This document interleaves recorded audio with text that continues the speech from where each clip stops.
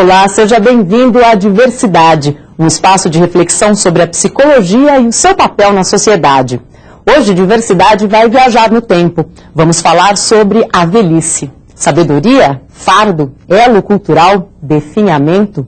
Como definir a velhice e que velhice nós buscamos? Numa época em que não basta envelhecer, mas sim envelhecer com qualidade de vida, a psicologia tem muito a oferecer.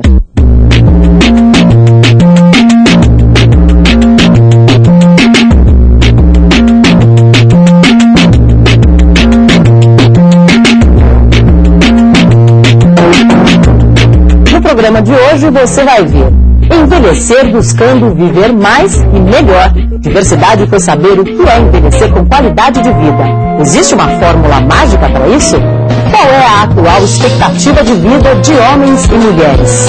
O trabalho de uma psicóloga que une psicoterapia com tapeçaria.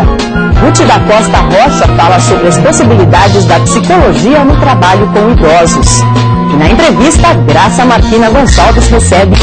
Responda rápido. Você tem medo de envelhecer? Se eu tenho medo de envelhecer? Lógico que todo mundo tem, né? Não. Nenhum medo, nada. Tenho medo de morrer, de me levar tiro. Medo de não envelhecer. Pouco. Eu gosto de ver que eu sou novo. Muito ruim, acho que ser jovem. Aí, pô. Queria ficar bonita sempre pra sempre. Eu só não quero ficar velho. Ter medo de envelhecer é simplesmente virar a cara pra realidade. Todo mundo se envelhece nessa vida, até o mundo. Crescer e morrer. Vai fazer o quê, né, cara? A partir do momento que você envelhece, você adquire informação e adquire experiência. Tu não tá aquele ali também, ó. Não tenho medo de envelhecer. Acho que eu vou ficar mais chato. Velhice é aparência e idade e experiência. Tem que saber chegar nela. Ainda faz essa carinha, um dia tem que ficar velho, né? Envelhecer vai perdendo todos os sentidos. Mas pelo menos, morreu, acabou.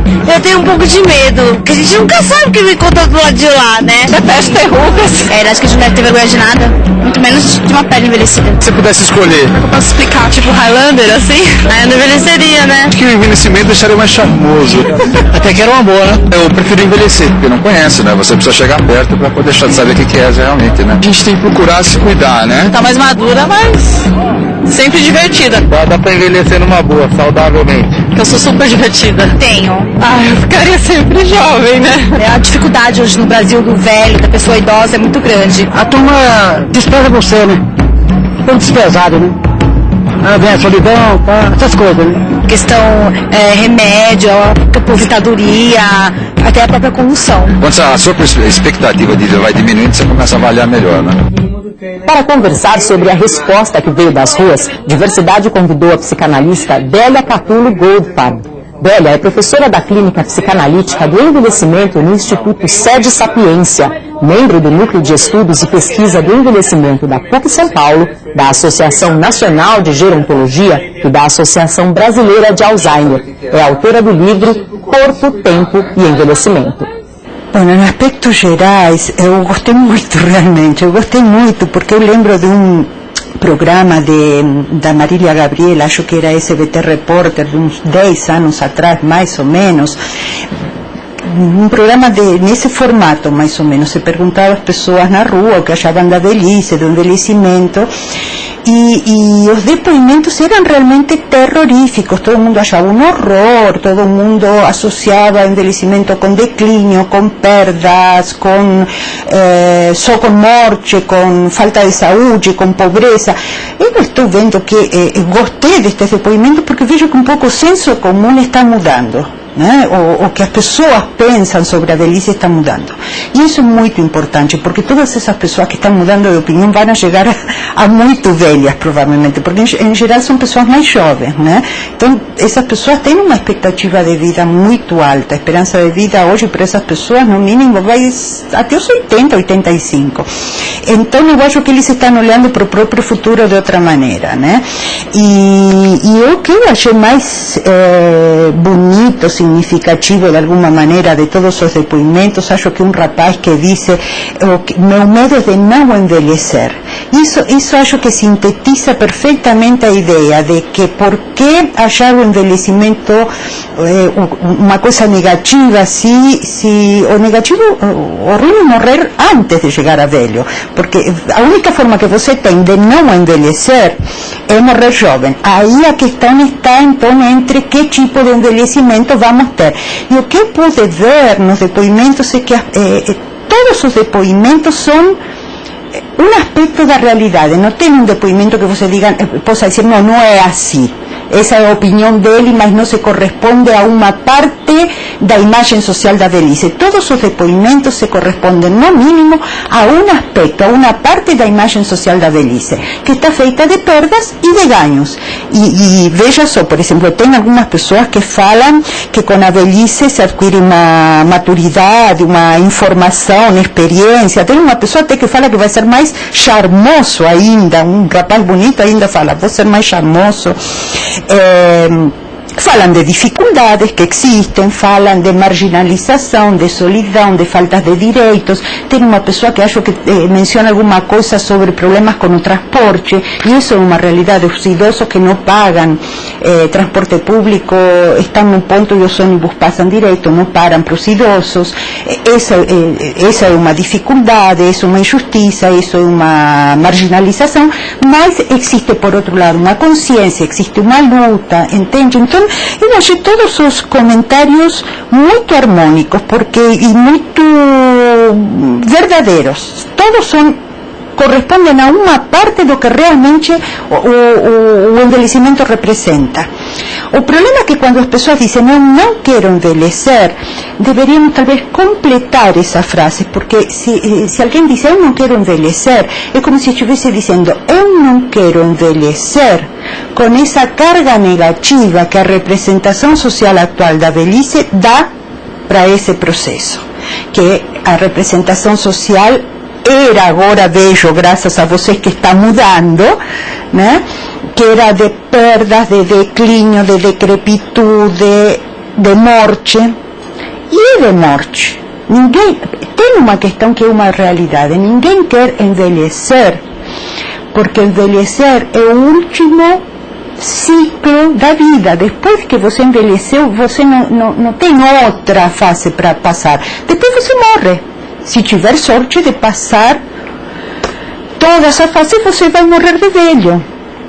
Então tem essa tonalidade da velhice ligada com a morte, o que não significa que não tenha coisas muito boas que você pode curtir, que você pode fazer durante todo esse processo de envelhecimento, que é muito longo. Hoje um processo de envelhecimento pode durar mais de 30 anos, não é pouca coisa. Antigamente as pessoas se aposentavam e morriam. 2, 3 anos depois de aposentados morriam. Agora se aposentam e ainda podem viver 20, 30 anos mais. É toda uma fase de vida que você pode ser muito criativo, muito feliz, fazer muitas coisas positivas. Então, eu acho que quando as pessoas dizem eu não quero envelhecer, se referem a isso, não querem envelhecer com esse conceito de velhice, poderia dizer, de antigamente, porque está começando a mudar. Agora as pessoas aceitam envelhecer, e aceitam envelhecer criativamente, com boa saúde, com autocuidados, com justiça, com direitos. Eu acho que o conceito do que é velhice e envelhecimento está mudando. E eu gosto disso porque venho trabalhando para isso há muitos anos. Então, poder conferir essa nova realidade é muito gostoso, realmente. Segundo o último censo do IBGE, existem 15 milhões de idosos no Brasil, 8,6% da população. É uma parcela de brasileiros que enfrenta diariamente questões relacionadas não apenas com a saúde, que com a idade passa por inevitáveis problemas, mas com a qualidade de vida de uma maneira geral. Diversidade foi tentar saber quais são as condições necessárias para que a velhice possa chegar com mais estabilidade emocional, saúde, criatividade e participação. Trabalhar, dançar, reunir a família, continuar os estudos, morar no campo ou na cidade. Todo mundo tem alguma ideia sobre o que seria legal fazer a partir dos 60 anos. O objetivo é sempre o mesmo, ter qualidade de vida. Mas esse é um termo que nem mesmo os especialistas na área conseguem definir com clareza. Segundo o geriatra Sérgio Pascoal, é difícil definir o que é melhor nessa fase da vida por causa da pluralidade cultural da sociedade e da diversidade dos indivíduos. A vida, ela é multidimensional e você tem de abranger na sua definição as várias dimensões da vida humana, que isso é riquíssimo e que cada um valoriza de uma forma. Eu posso valorizar mais o lado material, o outro pode valorizar mais o espiritual, o outro valoriza mais o socioeconômico, o outro o psico, né, o psicossocial. Então, dependendo de como eu valorizo, eu vou direcionar a minha vida e o que determina para essa minha vida ser melhor ou pior, de acordo com o que eu estou valorizando. Ter qualidade de vida é fundamental em qualquer idade, mas a importância desse tema na vida dos idosos se deve aos problemas que surgem nesse período. Bons e maus momentos acontecem em qualquer idade, mas cada fase da vida apresenta situações específicas.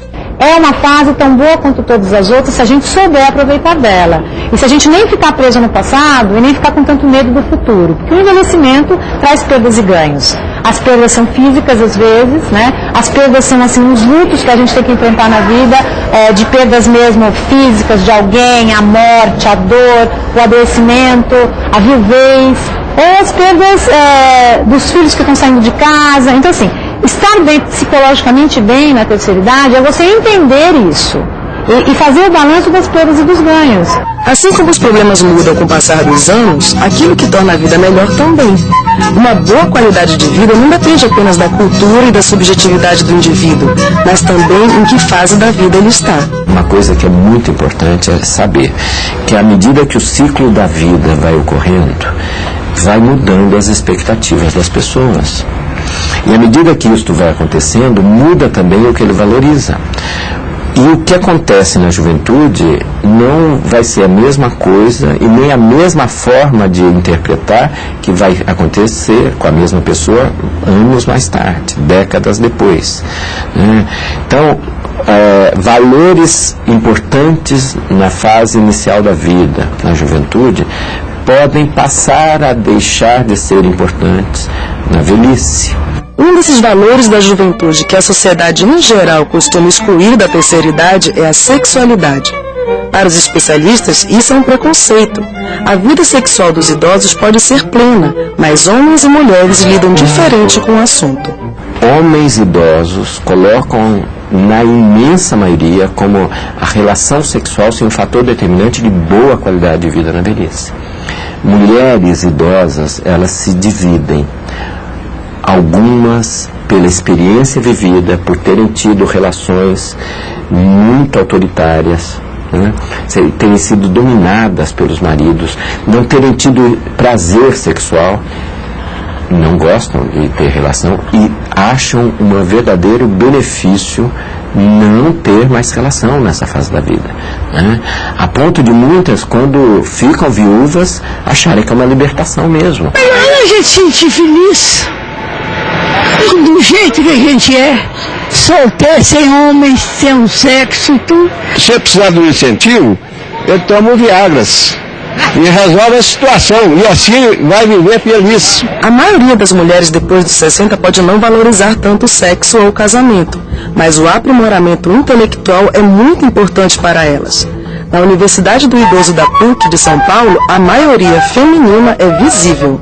Então o que acontece? Quando ele chega, ele se vê aposentado, sem as garantias de autoestima que ele tinha de referência, que é o dinheiro e o profissional. As mulheres tinham outras referências de autoestima. Ele faz o quê? Eu vou para a faculdade, aprender o quê? No meio daquela mulherada toda. Então ele não se vê no movimento de busca. Então nossa grande luta é engajar esses homens na faculdade para que eles percebam que não é um movimento de conversinha de mulher, porque é isso que eles pensam, né? Para eles não ficarem deprimidos, jogando dominó, ou ficar no bar, ou ficar conversando. Eles podem entrosar e aprender muita coisa. E eu acho que o que falta é justamente o movimento de busca. As pessoas aposentadas de 60, 70, 80 anos, elas podem continuar ativas na sociedade. E a perda de papel social é um fator determinante de má qualidade de vida na velhice. Boa qualidade de vida pode ser um conceito relativo, mas ter um papel ativo na sociedade é um ponto fundamental para se sentir bem depois dos 60. Fazer atividades físicas, trabalhos manuais e estimular o raciocínio são opções que o idoso tem para continuar inserido na comunidade. Marisa Blois está há 4 anos na universidade, Mesmo trabalhando como sócia de uma agência de publicidade, ela não deixa de participar das aulas. Para ela, a cabeça, assim como o corpo, não pode parar. Claro que não. A alimentação é importantíssima, um check-up periódico é importantíssimo, exercício é importantíssimo. Mas se você não exercitar os neurônios, nada disso adianta. A cabeça tem que funcionar. Eles têm que estar ativos, eles têm que estar pensando, eles têm que estar trabalhando. Porque se você trabalhar só o físico e esquecer da cabeça, nada funciona.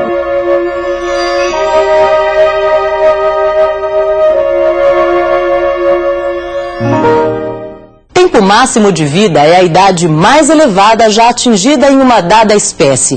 E você, sabe até que idade um homem pode chegar? Um camundongo pode viver até 3 anos e meio. Um gato, 28. Algumas raças de cachorros podem chegar aos 34 anos. Um gorila, 39. E um cavalo, 62 anos. Já o ser humano, esse pode chegar aos 122 anos. Esse é o máximo que podemos alcançar, mas a nossa expectativa de vida é bem diferente desse número. Segundo uma média mundial feita a partir de dados da ONU, nossa expectativa de vida era de 46,5 anos no período entre 1950 e 1955 e pulou para 65 anos entre 1995 e 2000. O Brasil acompanhou essa evolução, estando sempre um pouco acima da média mundial, 50,9 anos em 1950 a 55, saltando para 67,2 em 1995 a 2000. Mas estamos um pouco abaixo da média da América Latina, de 51,4 a 59,3 anos. O recordista de expectativa de vida é o Japão, com 80,8 anos. Que o mundo está envelhecendo está mais do que comprovado. No último meio século, a expectativa de vida aumentou em cerca de 20 anos. Se compararmos com o início do século XIX, ela quase dobrou. A velhice acabou virando uma complexa questão social. Uma questão que exige a participação da psicologia em várias frentes. Quem fala sobre isso é a psicóloga Ruth da Costa Lopes. Ruth é professora da PUC de São Paulo, com doutorado em saúde pública pela USP. Publicou o livro Saúde na Velhice, as interpretações sociais e os reflexos no uso de medicamentos, além de um artigo na coletânea Complexidade, Velhice e Envelhecimento. A longevidade, ela é um fenômeno global. Ela não é que nós, hoje em dia, temos velhos e antes nós não tínhamos, né? Antes, pelo contrário, né? Nós, na história da humanidade, sempre ouvimos falar de velhos e velhos que produziram e construíram, enfim, fatos bastante interessantes. Acontece que a longevidade contemporânea tem características bastante peculiares, né? Os velhos, hoje em dia, se presume que eles terão, né, hoje e daqui por diante, comportamentos diferentes do que vinham tendo até agora. Ou seja, a velhice não vai mais se enquadrar dentro dos estereótipos de uma cultura que colocava o idoso como aquele que ficava nos seus aposentos, aquele que ficava recolhido ao núcleo familiar, aquele que não tinha mais desejos a realizar, né? Então, hoje em dia o que nós entramos em contato é com idosos que reivindicam o seu espaço de cidadãos. Bom, o que é que a psicologia pode, nesse sentido, colaborar com esses novos velhos, né? Queria só fazer uma observação, o que significa essa longevidade, né? Hoje nós temos dados demográficos que apontam que a velhice, tranquilamente, você chega até quase 80 anos ou até mais, né? Tem alguns dados aí que já apontam para uma velhice com 120 anos. Bom, se nós pensarmos, né, que a partir dos 60 anos, para países em desenvolvimento, a ONU define, né, como o indivíduo se tornando idoso, dos 60 aos 80, dos 60 aos 120, é uma vida produtiva imensa, né?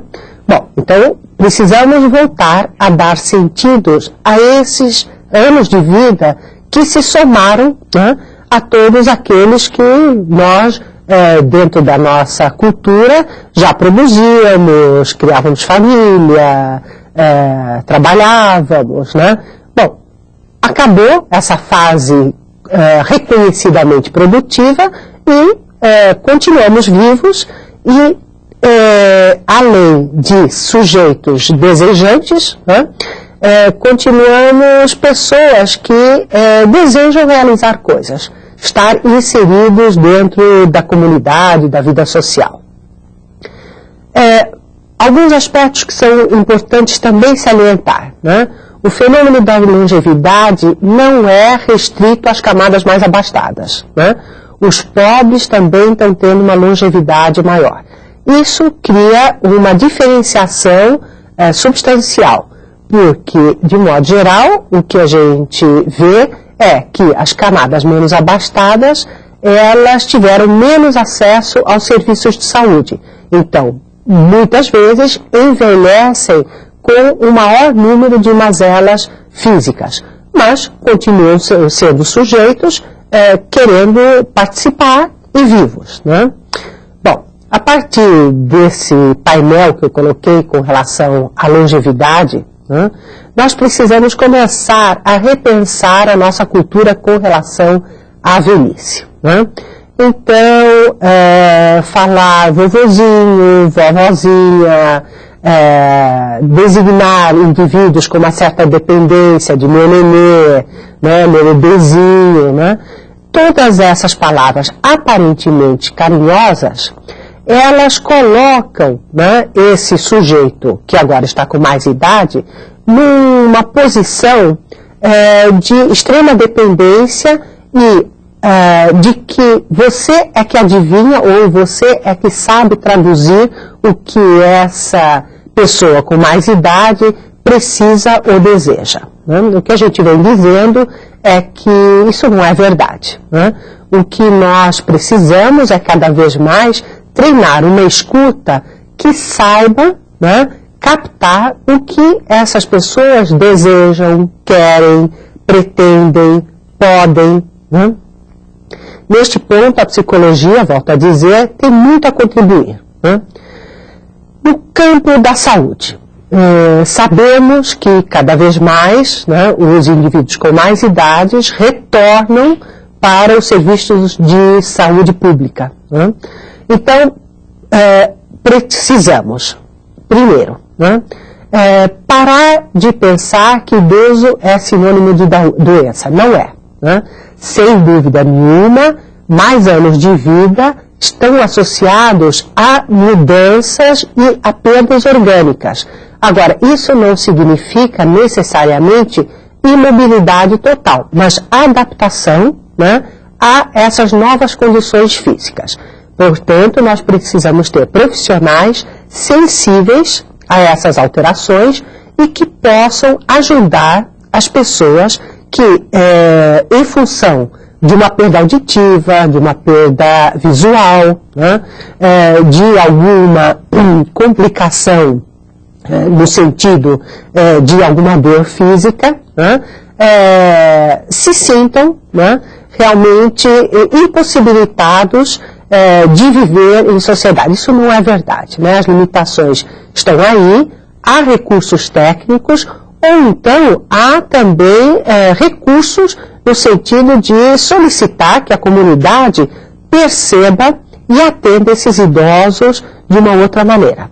Então, na área da saúde, os psicólogos têm um trabalho importantíssimo a fazer nesse sentido de captar qual é essa demanda ou captar qual é o desespero, né, que essas pessoas podem estar trazendo e que muitas vezes, podendo ser elaborado, não precisa se constituir numa tragédia. Bom, pensemos também aí no âmbito dos acompanhamentos familiares ou acompanhamentos individuais, né? Sabemos hoje em dia o quanto muitos idosos, com a expulsão, né, do mercado de trabalho ou a dificuldade de inserção do mercado de trabalho dos filhos, né, eles voltam a precisar do apoio dos pais. Financeiro, de habitação, de cuidado dos filhos. O fenômeno também hoje em dia dos descasamentos, né, mais fácil, fazem com que muitos filhos retornem ao lar e muitas vezes trazendo também os netos. Bom, essas conjugações de núcleos familiares diferentes e essa relação intergeracional também precisa ser acompanhada, porque nem sempre ela é harmoniosa como desejaríamos, ou, vamos dizer assim, como idealizamos esses núcleos familiares. Aí o profissional de psicologia também pode ter uma colaboração muito grande, entendendo e ajudando esses núcleos familiares, ampliados agora, né, a repensarem como é que eles precisam fazer novos acordos, por exemplo. Né. Com relação também aos idosos, o que a gente vê idosos achando que têm a obrigação de acolher esses filhos que precisam de ajuda, mas, por outro lado, já bastante influenciados por essa nova mentalidade, que fala da importância e do direito, principalmente, do idoso realizar o que não pôde, muitas vezes, fazer até essa época da sua vida. Bom, isso acarreta conflitos, né? Aquele dinheiro que era para ele poder realizar seus sonhos, agora precisa ser para apoiar os netos, apoiar os filhos, enfim. Isso cria aí um descompasso que também precisa ser visto, né? Como é que as áreas públicas podem ampliar os seus serviços e acolher, incluir esses idosos. Nesse sentido, é importante que a gente saliente que alguns trabalhos de prevenção não atingem esse segmento idoso, porque partem do princípio que, por exemplo, a pessoa com mais idade não tem vida sexual.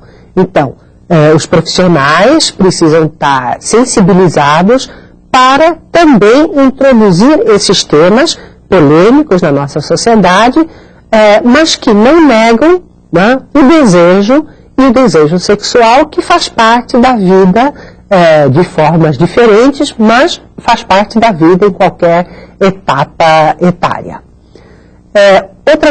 Outros campos que o psicólogo também pode estar aí colaborando.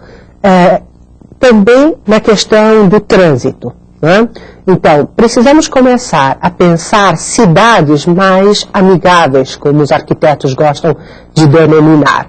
Mas, se nós dizemos que no Brasil, cada vez mais, nós temos uma população idosa muito semelhante à população dos países europeus, o que nos resta perguntar é por que nos países europeus essa população está usufruindo, né, do ambiente público, e por que no nosso país os velhos não aparecem, se em termos estatísticos, proporcionalmente estamos num número muito semelhante aos países europeus. Bom, as cidades precisam ser mais receptivas a esses idosos, né? Os semáforos precisam respeitar o ritmo dos idosos, os meios de locomoção precisam ser adaptados para o subir e descer de pessoas que começam a ter dificuldades e limitações na agilidade física, né? Então, o psicólogo que trabalha na área de trânsito também tem muito a contribuir. Na área da psicologia do trabalho, esse é um tema super relevante. Por quê? Cada vez mais nós sabemos que o mercado de trabalho, né, expulsa a mão de obra para contratar uma mão de obra mais barata. Bom, nesse sentido, muitas vezes as pessoas chegam à dita idade de aposentadoria sem a possibilidade de requerer a aposentadoria. Então, Aqueles que foram afastados, vamos dizer, por conta que conseguiram ter o direito à sua aposentadoria, precisam muitas vezes de reciclagem para poder se reinserir no mercado de trabalho, ou como com novas especialidades, ou até como colaboradores, né? Isso pensando em pessoas que não tenham aí uma necessidade econômica. E mesmo que tenham necessidade econômica, hoje em dia existem trabalhos que refletem sobre a ação do voluntário como uma forma de reinserção do idoso dentro da sociedade, né? Então, nesse sentido, se nós pensarmos nos reflexos do trabalho na saúde, no equilíbrio emocional, é muito importante esse espaço de reinserção que o trabalho voluntário pode vir a dar, né? Fora isso, o nosso país é um país carente de tantos saberes, né? É impossível a gente continuar aceitando que pessoas que acumularam um saber têm potencial de trabalho e são apartadas da vida, né? Isso acho que é quase um escândalo público, né? Um desperdício de saberes. Outra área que eu acho que também o psicólogo pode estar colaborando é na área da educação, né? Se nós pensarmos nessa reciclagem, nessa vontade de aprender, né, conteúdos ou conhecimentos que você até agora não teve possibilidade porque você estava cuidando de filhos, ou porque você estava dentro de uma jornada de trabalho que te impedia de você estudar ou línguas, ou desenvolver alguma outra habilidade, né? Os profissionais da área de educação também precisam pensar como ajudar tanto os profissionais como esses idosos, né, nesse período de adaptação a novas tecnologias, a novos conhecimentos. Vamos ver bem, né?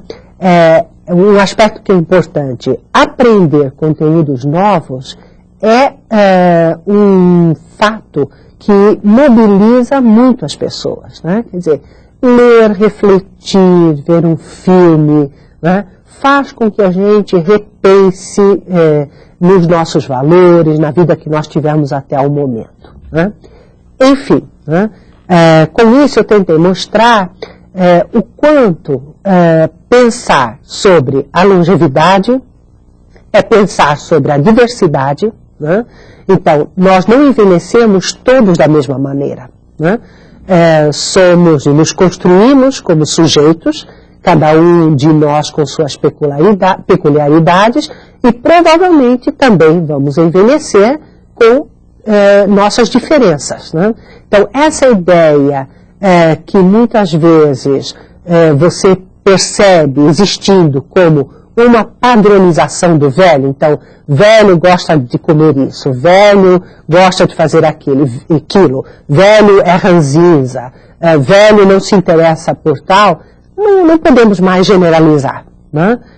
Nós encontramos pessoas que envelhecem, alguns com bastante qualidade boa de saúde, outros com menos qualidade de saúde, e mesmo assim isso não significa que as pessoas fiquem inviabilizadas para a vida, né? Acho que a questão é tanto as pessoas, né, se adaptarem a essas mudanças ao longo da vida. Então aí nós também falamos que se preparar para a velhice é desde a pré-escola, né? Você não dizer para o teu filho, né, não tenha receio, mamãe, não vai acontecer nada com a mamãe, porque a mamãe ainda não é velha, né? Bom, então a gente começa, tem algumas frases que costumamos dizer para as crianças, né, ou algumas mensagens que nós passamos, que elas não são verdadeiras, elas precisam ou deveriam ser repensadas, né? Quem disse que é só velho que morre, né? Isso não é um fato necessariamente associado só à velhice, né? Por outro lado, também não podemos deixar de pensar na questão da finitude, né? Nas nossas sociedades ocidentais, a questão da finitude é um fenômeno difícil de ser encarado, né? Nesse sentido, pensar a finitude, como lidar com ela, seria uma forma de nós encararmos esses anos a mais que nós temos com a vida, né? De uma forma menos conflituosa ou de uma forma menos desesperada.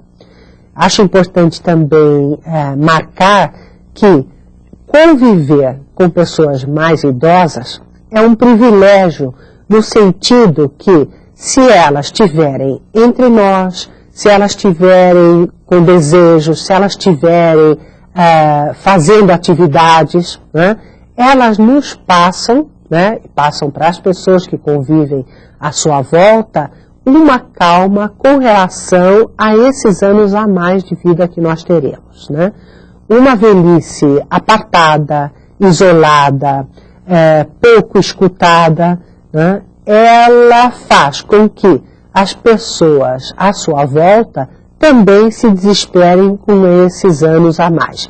E aí é todo um desencadear de fatores. Qualquer sinal, né, de envelhecimento no teu corpo passa a ser tratado como extremamente angustiante, né?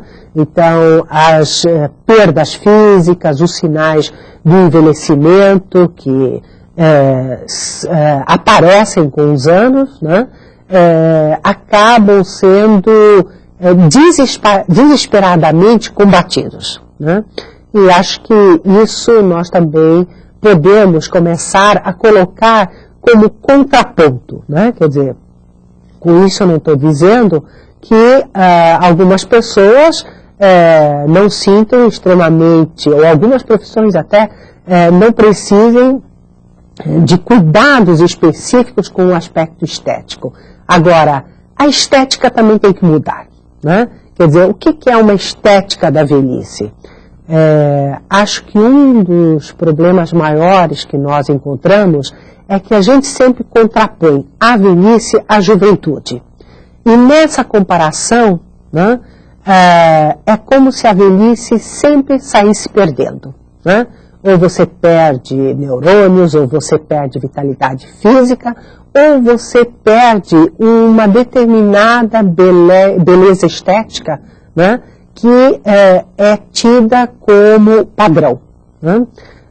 Hoje em dia, o que a gente vem chamando a atenção é que existe também a beleza, né, e essa beleza dos anos vividos, essas marcas do tempo no corpo, que podem também ser sinais de uma riqueza e de uma vitalidade bastante interessante. E continua o ciclo sobre direitos humanos do Videoclube do CRP. São filmes que tratam dos processos de exclusão social e de situações que desrespeitam a dignidade humana. No dia 9 de junho será exibido o filme Vlado 30 anos depois, de João Batista de Andrade. O filme faz um retrato do jornalista Vladimir Herzog, assassinado nos porões da ditadura em 1975. Após a exibição, haverá um debate com a socióloga Fátima Pacheco Jordão, a jornalista Rose Nogueira e a psicóloga Maria Aparecida Bento. Mais informações você consegue acessando o site www.crpsp.org.br. Entre 13 e 16 de julho, em Belo Horizonte, vai acontecer o Encontro Nacional de Saúde Mental com o tema A Reforma Psiquiátrica que Queremos, por uma clínica antimanicomial. Trabalhos sobre o tema podem ser inscritos até 15 de junho. Mais informações você já sabe, www.crpsp.org.br. Para a maioria das pessoas, a psicoterapia se resume a uma conversa com o psicólogo. Mas existem outras formas de tratamento, principalmente nas terapias em grupo. Um bom exemplo são as oficinas psicoterapêuticas realizadas com idosos no sistema público de saúde. Diversidade foi conhecer o trabalho realizado pela psicóloga Roberta Elias, na Unidade de Referência à Saúde do Idoso em São Paulo. Uma oficina terapêutica que está trazendo criatividade e força para a turma da terceira idade. A psicóloga Roberta Elias Mana coordena há 3 anos um projeto terapêutico diferente do que a maioria das pessoas imagina por atendimento psicológico. Toda terça e quinta, um grupo de pessoas da terceira idade se reúne não apenas para conversar, mas também para fazer tapeçaria. Essa oficina psicoterapêutica é um dos projetos do grupo de pesquisa Ser e Fazer, da Universidade de São Paulo. A base de estudo desse grupo é o pensamento do psicanalista inglês Donald Winnicott. Para ele, o meio ambiente, a cultura e as experiências materiais são a base para o surgimento dos transtornos psíquicos, mas também importantes para a recuperação do indivíduo. A oficina é realizada com a apresentação de uma materialidade, que é uma materialidade que tem a ver com o terapeuta, né? No sentido de que essa materialidade, por algum motivo que não precisa ser compreendido racionalmente, né, ela tem a ver com a história do terapeuta, ela é significativa para aquele terapeuta, porque ela tem como paradigma o jogo de rabiscos do Winnicott, que utilizava o jogo de rabiscos nas suas consultas terapêuticas como forma de intervenção, e era um jogo muito importante para ele, tinha um sentido importante, um jogo que ele gostava de jogar, né? Então a tapeçaria é o jogo que eu gosto de jogar. Por isso que eu utilizo a tapeçaria neste atendimento. Escolhido o jogo, os pacientes começam a jogar. Fazendo tapeçaria com outras pessoas da mesma faixa etária, os idosos encontram seus iguais, compartilham experiências, agindo praticamente no mundo, com a mente e com o corpo. É importante no sentido de que o corpo está sempre presente, né? E que a gente trabalha com um sofrimento muito presente, que é a dissociação. Então a gente privilegia a experiência e não o verbal, o intelectual, a conscientização, como seria uma psicanálise freudiana padrão. O próprio nome desse grupo de pesquisa, né, Ser e Fazer, busca integrar o ser, né, com o fazer. Para Roberta, a terapia em grupo realizada através de uma oficina de trabalho prático é importante no atendimento aos grupos da terceira idade. Isso porque um dos principais problemas dessa faixa etária estão relacionados com a solidão e com a ausência de uma ocupação criativa. Os idosos, de modo geral, trazem muito um sofrimento relacionado ao sentir-se sozinho, né? Sem vontade de realizar coisas, muitas vezes, né? Então, que eles encontram em espaços como este, que é o espaço da Unidade de Referência à Saúde do Idoso, que realiza um trabalho específico para essa população e seus familiares, né, é um espaço de pertencimento, que eles possam se sentir vivos, presentes, realizar atividades que eles não tiveram oportunidade de realizar em outros momentos da vida. A aposentada Benedita de Oliveira está há 2 anos no grupo. Mesmo com pouco tempo de oficina, os resultados já começam a aparecer. Muito bom mesmo. Estou mais leve, estou mais calma. Eu era uma pessoa muito nervosa, muito agitada. Já não brigo mais tanto com o neto, já não sou mais cri-cri como eu era antigamente. Agora eu estou mais calma, relevo mais coisas. Porque tem uma ocupação, né? Porque a gente tem uma concepção de ser humano criativo, né, que é capaz de realizar coisas independente da sua faixa etária, né, e que precisa, para poder ter todo o seu potencial criativo presente, precisa ter um ambiente suficientemente bom, capaz de permitir que a sua criatividade, que o seu potencial se aflore, né? Tem uma metáfora muito bonita de uma colega da Ser e Fazer, que é a Tânia Granato, que é a metáfora do jardineiro. O jardineiro, ele planta uma semente de girassol, por exemplo, né? Ele sabe que oferecendo terra fofa, água em quantidade adequada, luz suficiente, né, também de forma adequada, se o ambiente estiver adequadamente propício para que aquela semente se desenvolva, ela vai se desenvolver de uma forma muito bonita. Ela vai ter seu potencial todo desenvolvido, porque mesmo o idoso ele continua se desenvolvendo, ele não parou, né? Se parou, alguma coisa está errada, existe algum sofrimento aí por trás, né? Então, o Winnicott usa o termo da continuidade do ser, né? Então, esse é o objetivo que a gente tem, propiciar que eles possam continuar, né? A vida está em curso.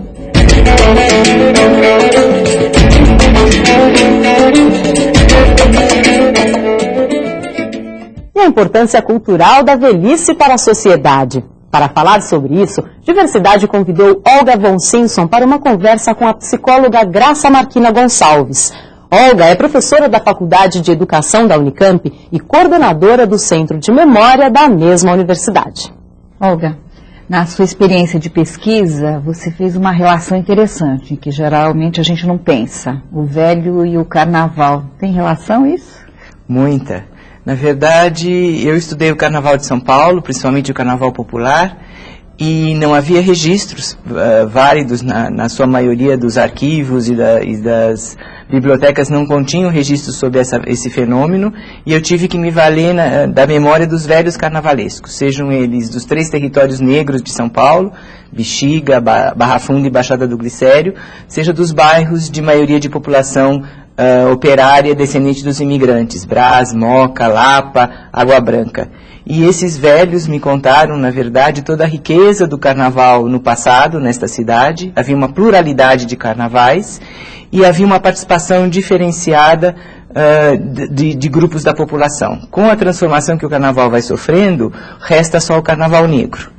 Então, quando eu comparei os depoimentos dos depoentes originários dos bairros negros e dos bairros operários, a gente nota que, pelo fato do carnaval negro se manter ainda como uma forma de manifestação cultural, étnica e de resistência da população negra, os idosos de origem afro-brasileira, que estão inseridos nesse carnaval, mantêm a sua importância dentro do grupo, são referências como detentores de um saber que não está ainda devidamente registrado, são valorizados pelos grupos e têm então até a sua saúde em boa condição, dada essa valorização social que eles vivenciam. Por outro lado, os velhos de origem imigrante e operária, que fizeram um processo de ascensão social durante a sua trajetória de vida, hoje vivem em bairros não operários, em bairros de classe média, estão apartados dos seus grupos sociais de origem, não são muito valorizados pelas suas famílias e, não tendo então um papel social importante, se sentem à margem, se sentem, na verdade, não reconhecidos e vivem processos, então, de depressão, de má qualidade de saúde por causa dessa situação. E eles, ao contar as suas vidas, fizeram questão de passar essa mensagem para mim enquanto pesquisadora, né? Da má qualidade de vida do velho de classe média numa grande metrópole como São Paulo. Na verdade, você está mostrando aí duas questões bastante interessantes, bastante importantes, né?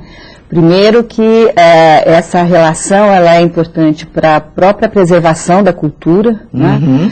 De uma manifestação popular como o carnaval, quer dizer, da história que ele tem.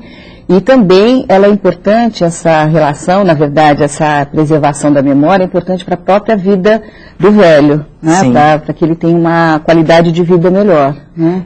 Tem uma pesquisa mais recente de mestrado lá no nosso curso de gerontologia na Unicamp, que vai fazer o exame de qualificação agora no final desse mês, eu sou da banca, em que ela foi estudar o envelhecimento das lideranças populares dos bairros populares de Campinas. São lideranças que tiveram uma atuação importantíssima na obtenção da qualidade de vida desses bairros periféricos da cidade nos anos 70, nos anos 80. Dentro do trabalho com as SEBs e todo um movimento social importante que houve na cidade. E hoje eles estão nos 80, né? Estão, na verdade, envelhecendo, mas estão envelhecendo com qualidade. Por quê? Porque ainda são referências no bairro onde residem, ainda são reconhecidos como lideranças importantes, né? E continuam preocupados com as questões sociais da sua região, da sua vizinhança, e participantes na vida da região e da localidade. Então, essa inserção social do velho, né, nas questões da comunidade, esse reconhecimento que ele obtém da população com quem ele vivencia, são fatores importantíssimos no processo de um envelhecimento saudável e de um envelhecimento com qualidade de vida. Que inclui, inclusive, né, a relação com as outras gerações. Né? Importantíssimas. Acho que esse é um outro aspecto que um tipo de trabalho como esse, ou reconhecimento dessa memória, da importância dessa memória e desse lugar que o velho tem, né, teve na vida inteira e ainda tem, né, acaba favorecendo, quer dizer, uma relação entre as gerações de uma outra forma. Que né? é fundamental, na verdade, para esse bom envelhecimento e é fundamental também para o processo de constituição da identidade dos adolescentes. Nós temos uma pesquisa que vimos desenvolvendo em Campinas desde 92, 93, sobre a memória dos bairros da cidade. E a gente já caminhou por vários bairros da cidade. Começamos pelos bairros mais antigos, Cambuí e Vila Industrial, um bairro da burguesia, outro bairro do proletariado. Passamos pelos bairros de maioria de população negra na cidade, chegamos aos bairros populares e temos observado nesse processo em que a gente motiva os adolescentes pela metodologia da história oral a ir buscar a história do seu bairro com os velhos moradores, com aqueles que na verdade lutaram pela constituição daquele espaço da cidade como um espaço bom para se viver. A gente tem incentivado esses adolescentes a ir ouvir esses velhos, né, a fazer uma aproximação entre gerações. Os primeiros depoimentos são tomados na ONG, onde a pesquisa está sendo desenvolvida, reunindo então o idoso com um grupo adolescente, e depois os próprios adolescentes vão buscar os idosos do seu conhecimento no bairro para constituir a história de vida deles. E aí o que a gente observa? A gente observa, na verdade, por parte do velho, uma certa surpresa e reconhecimento de que o adolescente pode sim ser um jovem preocupado com a história do bairro, com as relações sociais, com as conquistas sociais. E por outro lado, do lado dos adolescentes que estão fazendo essa reconstituição do passado, que resulta num jornalzinho, falando sobre o bairro e falando da qualidade de vida do bairro, das figuras importantes da região, já que a grande imprensa só coloca os bairros periféricos como espaço da violência, do crime organizado e tudo mais, o adolescente passa a enxergar no idoso uma referência, né? Alguém que tem algo, um legado a passar para ele, alguém que pode ser, na verdade, um detentor de uma sabedoria não valorizada e não reconhecida. Então, nesse processo, a gente promove esse encontro salutar de gerações, a melhor compreensão entre eles e uma revalorização tanto do adolescente quanto do idoso nessa reconstrução do passado recente. Na verdade, reafirma uma ideia de que o grupo todo, né, todas as gerações, todas as condições tem que estar numa convivência, é isso que dá qualidade de vida, né? Não é você criar uma situação específica para um grupo, segregando esse grupo. Né? Na verdade, é uma espécie de retorno à vida das pequenas comunidades do passado, quando todos se preocupavam com a memória local, quando o velho tinha como papel, na verdade, contar o passado para os mais jovens, né, que foi se perdendo com o crescimento, com a invasão do sistema capitalista na nossa sociedade, com a criação das grandes metrópoles, que vai segmentando para melhor vender, né, e que vai isolando os grupos sociais na grande cidade. E aí, assim, mas isso você tem conseguido até numa cidade grande, né, que Campinas... Campinas tem mais de 1 milhão de habitantes hoje. Quer dizer, é possível recuperar essa história de um pequeno grupo, de um bairro, né, e aí você promover essa participação, essa integração. Através de uma pesquisação, né, envolvendo alunos da graduação, da pós-graduação, funcionários do Centro de Memória e de oficinas que a gente oferece, então, em ONGs atuando nesses espaços periféricos da cidade, oficinas conjugadas com fotografia, criatividade, história oral, e tudo convergindo para a elaboração de um fanzine ou de um jornalzinho, falando sobre o bairro e mostrando os pontos positivos do bairro. Então, tem tido sucesso esse trabalho, porque, na verdade, a própria população se beneficia dele ao ter um órgão de comunicação no próprio bairro, falando sobre a realidade local. E os velhos, particularmente, valorizam isso. Como é que eles reagem quando se veem, né, reconhecidos nessa história? Primeiro, aqueles que são entrevistados se sentem muito valorizados, se sentem retomando o seu papel de uma certa liderança na comunidade, o que é muito positivo, né? E também os próprios velhos da comunidade mais ampla, quando tem esse jornal na mão, mostrando a história recente do bairro, em que eles tiveram um papel importante, reconstruindo, na verdade, papéis sociais de lideranças locais, de artistas, de poetas, da riqueza cultural que existe na periferia mesmo, eles passam a usar esse jornalzinho, na verdade, como um órgão de valorização do próprio bairro, né? E fazem questão de mostrar e de divulgar o trabalho que a gente vem realizando. E se reconhecem, né? E se reconhecem como atores importantes nesse processo. Sempre alguém vai ter algum pedaço da história para contar. Para contar, né? E para relembrar. Tá certo. Né? Porque, não sei se você sabe, a etimologia da palavra recordar, na verdade tem cor no centro dessa palavra, né, que é coração. Então, rememorar, relembrar, recordar, na verdade, é colocar de novo no coração. A gente não reconstrói esse passado sem passar pelas emoções, sejam elas positivas ou negativas. E muitas dessas positivas reconstroem a autoestima do velho, recompõem, na verdade, o seu papel na comunidade e trazem para ele, certamente, uma melhor qualidade de vida. Tá bom. Parabéns pelo trabalho. Obrigada, Olga. Eu é que agradeço. E por hoje é só. Diversidade fica por aqui. Espero por você no nosso próximo programa. Até lá!